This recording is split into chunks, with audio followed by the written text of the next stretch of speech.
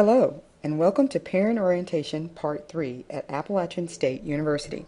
My name is Marjorie Ellis, and I'm the director of the Career Development Center.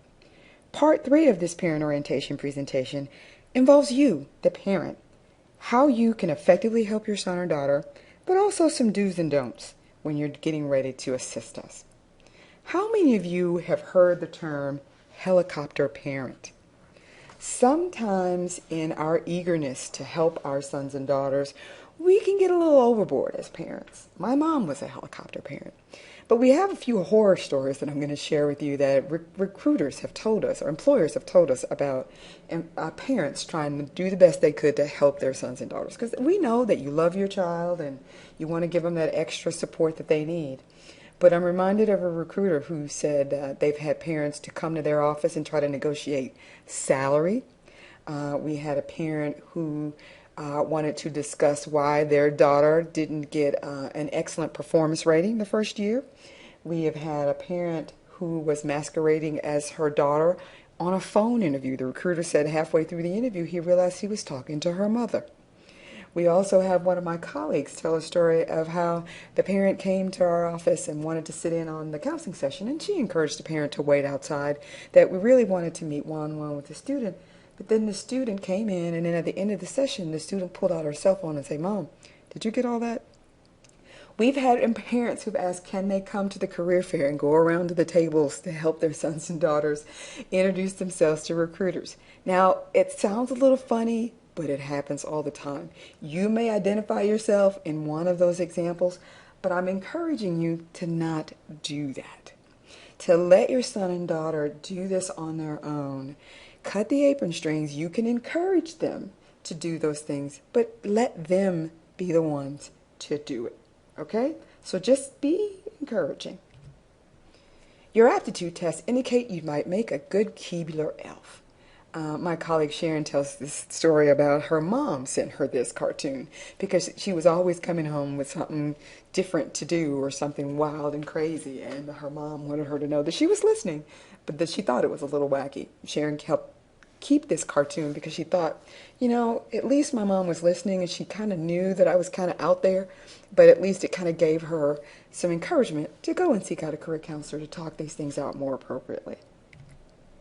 We put this cartoon up to show that a lot of times parents like to use other people, other friends, other students as examples of what their son or daughter should be doing or should have done by now. And I know that it used to drive me crazy when my mom would say, well, why can't you be more like so-and-so, or so-and-so's already decided what they're going to do. Some kids already know what they want to do from the time that they're born. Others are not. And so it's okay that your son or daughter is going at a different pace.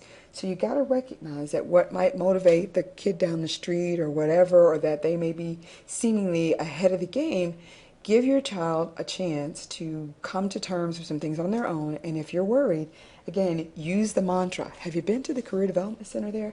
I met those people during parent orientation and they were very friendly.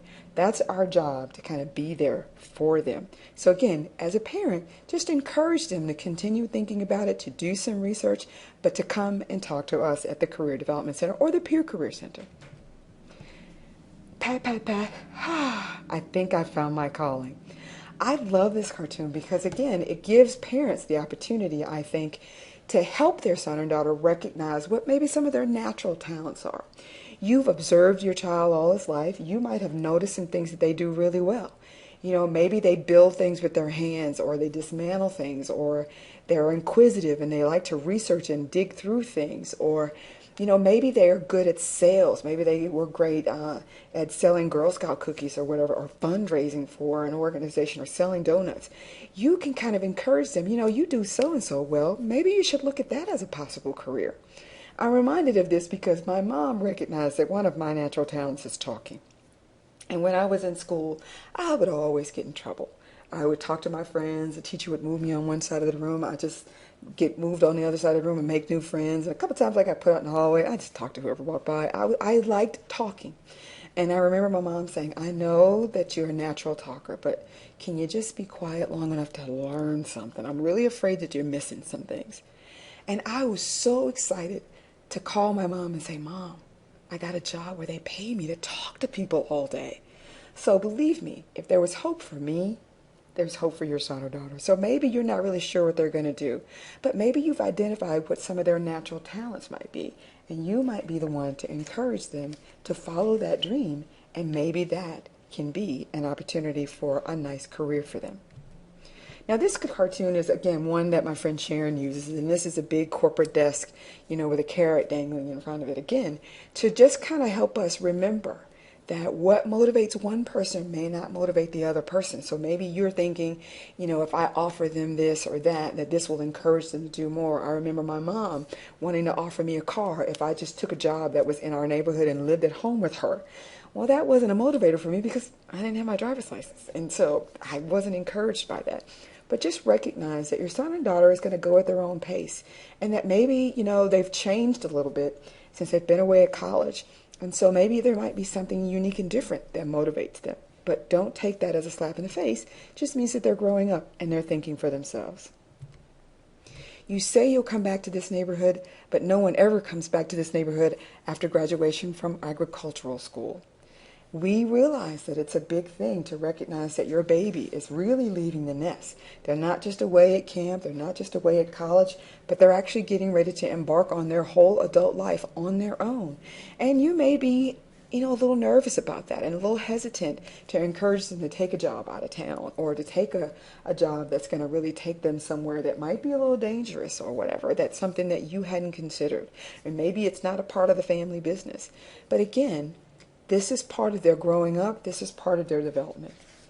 And also, they don't want to go either.